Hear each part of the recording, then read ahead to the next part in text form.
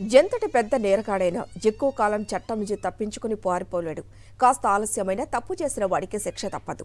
మార్గదర్శి అక్రమాలపై ఇక ఎవరూ తనని ఏమీ చెయ్యలేరని రామోజీరావు అనుకుని ఉండొచ్చేమో తెలీదు. కానీ కానూన్ కా హాత్ బడా లంబా అన్న హిందీ సినిమా డైలాగ్ తెలుగులో రామోజీకి కూడా వర్తిస్తుందని మాత్రం చెప్పక తప్పదు.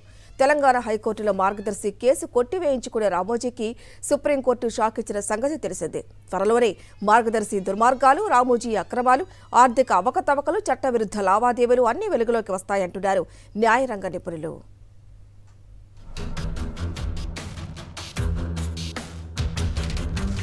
మార్గదర్శి పెట్టి ఈనాడును అడ్డుపెట్టి నల్లధనాన్ని తెల్లగా మార్చేసుకునే ఆర్థిక ఉగ్రవాదానికి రామోజీరావు తెగబడుతున్నారంటూ దశాబ్దాల క్రితమే ప్రముఖ న్యాయవాది ఉండవల్లి అరుణ్ కుమార్ ఆరోపించిన సంగతి, కోర్టులో పిటిషన్ వేసిన సంగతి తెలిసిందే.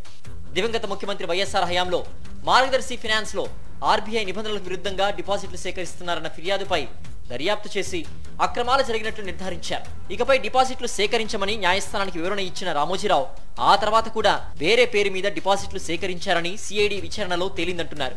ఏపీ ఉమ్మడి హైకోర్టు విభజన సమయంలో ఆగమేఘాల మీద రామోజీరావు మార్గదర్శి కేసును సింగిల్ జడ్జి చేత కొట్టించేసుకోవడంతో ఉండవల్లి అరుణ్ కుమార్ అప్రమత్తమై దీనిపై సుప్రీంకోర్టును ఆశ్రయించారు. సుదీర్ఘ విచారణ అనంతరం సుప్రీంకోర్టు ఈ కేసును తిరిగి ఓపెన్ చేయించాలని ఆదేశించడంతో రామోజీకి జలక్ తగిలింది. క్యాష్ తీసుకొచ్చి ఎక్కడికైతే ఇదైతే వాళ్ళు కట్టలు కట్టి సపరేట్ పెట్టి డీడీలు తీసి దాంట్లో వేయడం, బ్లాక్ మనీ ఎంత వైట్ చేశారో తెలియదు, ఎవరెవరు చేశారో తెలియదు, ఖాతాదారుల పేర్లు ఉండవు. ఇవన్నీ ఇప్పుడు రాజశేఖర రెడ్డి గారు ఉన్నప్పుడు బయటకు వచ్చాయి. రాజశేఖర రెడ్డి గారు ఉన్నప్పుడు బయటకు వచ్చి దురదృష్టవశాత్తు ఆయన చనిపోవడంతో కేసు మళ్ళీ పక్కకు పోవడం, ఆ ఫైల్స్ అన్నీ అలాగే పడిపోవడం, ఆ తర్వాత వరుసగా వచ్చిన ప్రభుత్వాలు ఏదో నిర్లిప్తంగా ఉండడము, ఈయన పలుకుబడి చూసి ఈయనతో గొడవ ఎందుకని, తర్వాత చంద్రబాబు నాయుడు అయితే తన మనిషి వచ్చాడు కాబట్టి 14-19 పట్టించుకోకపోవడం, 18లో కోర్టు డివైడ్ అయ్యి హైకోర్టు రెండు రాష్ట్రాలకు పోయే లాస్ట్ డే రజని అనే ఒక జడ్జి, ఆమె సింగిల్ జడ్జి, ఆమెతో మొత్తం కొట్టేయించుకొని బయటపడడం. చిత్రం ఏంటంటే అది కూడా ఇప్పుడు తప్పు చేశారని అంటున్నారు. ఇప్పుడు పాత చూస్తే అంతకుముందే డివిజన్ బెంచ్ ఈయన అప్పీల్ను క్వాష్ చేస్తే దాని మీద అది దాచిపెట్టి సింగిల్ జడ్జి దగ్గరికి పోయి ఈ ఆర్డర్ తెచ్చుకోవడం. అందరూ ఒక హైకోర్టు డివైడ్ అవుతున్న హడావుడిలో ఉన్నప్పుడు ఈ ఆర్డర్ తెచ్చేసుకొని అప్పుడు బయటపడితే మళ్ళీ తర్వాత ఉండవల్లి అరుణ్ కుమార్ గారు సుప్రీంకోర్టుకు పోవడము, తర్వాత స్టేట్ గవర్నమెంట్ ఇంప్లీడ్ కావడం, ఇవన్నీ మీరు వార్తలు కూడా చూసి ఉంటారు. మార్గదర్శిని ఒక సమాంతర ఆర్థిక వ్యవస్థగా రామోజీ తీర్చిదిద్దిన తీరు ప్రజాస్వామిక వ్యవస్థలోనే ఆందోళనకరమైన పరిణామం అంటున్నారు నిపుణులు.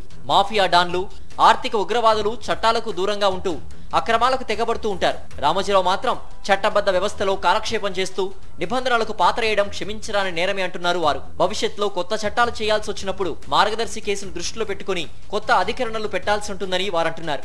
ఆర్థిక ఉగ్రవాదులు లేక ఇంకొకరు పరారీలో పోయిన వాళ్ళు ఉన్నారు, లేకుంటే మాఫియా డాన్లు ఉన్నారు. వాడు చట్టానికి దూరంగా ఉండి అక్రమాలు చేయడం వేరు, అక్కడ ఎదగడం వేరు.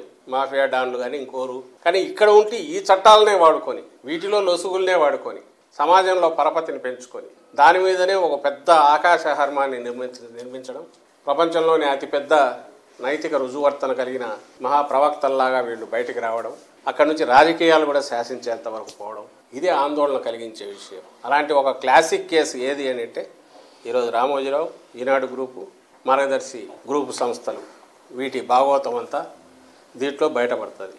అంటే ఫ్యూచర్లో మన చట్టాలు చేసుకున్నా ఎంత జాగ్రత్తగా ఉండాలి, లేదా ఇలాంటి వాటికి అవకాశాలు ఎట్టున్నాయనేది మొత్తం తెలిపే క్లాసిక్ కేసు అవుతుంది ఇది, హిస్టారికల్. దీనికి మార్గదర్శిలో నిబంధనలకు విరుద్ధంగా సేకరించిన డిపాజిట్లు ఎవరి వారికి ఇచ్చేశామన్నది రామోజీ తరపు న్యాయవాదుల వాదన.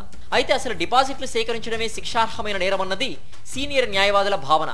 తన మార్గదర్శి అక్రమాలను వెలుగులోకి తీసుకురావడం, తన బండారం బట్టబయలు చేయడంతో ఏపీ ప్రభుత్వంపై రామోజీ కుతకుతలాడిపోతున్నట్లుంది. అందుకే రామోజీ తరపు న్యాయవాదులు సుప్రీంలో తమ వాదన వినిపిస్తూ ఏపీ ప్రభుత్వం మార్గదర్శికి వ్యతిరేకమన్నారట.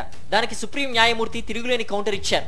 ఏం మీ ఈనాడు, మీ రామోజీరావు ఏపీ ప్రభుత్వానికి వ్యతిరేకం కాదా అని నిలదీసేసరికి న్యాయవాదులు షాక్ తిన్నారు. మీకు వ్యతిరేకంగా ఉండొద్దని ఏపీ ప్రభుత్వానికి మేం చెప్పలేమన్నారట.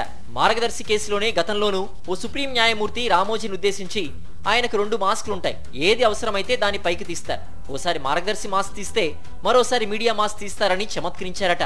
అప్పుడు కూడా వైఎస్ఆర్ ప్రభుత్వానికి వ్యతిరేకంగా వార్తలు రాస్తున్నాం కాబట్టే మార్గదర్శిపై దర్యాప్తు చేస్తున్నారనంటే అది ముఖ్యం కాదు, మీరు తప్పు చేశారా లేదా అన్నది ముఖ్యమని న్యాయమూర్తి అన్నారని ఉండవల్లి అరుణ్ కుమార్ అప్పట్లోనే మీడియాకు చెప్పారు. మొత్తానికి సమాంతర ఆర్థిక వ్యవస్థను ఏర్పాటు చేసుకుని రాజకీయాలను శాసిస్తూ ప్రభుత్వాలను గుప్పెట్లో పెట్టుకోవాలని చూసే రామోజీకి కోలుకోలేని షాక్ తగిలిందంటున్నారు నిపుణులు.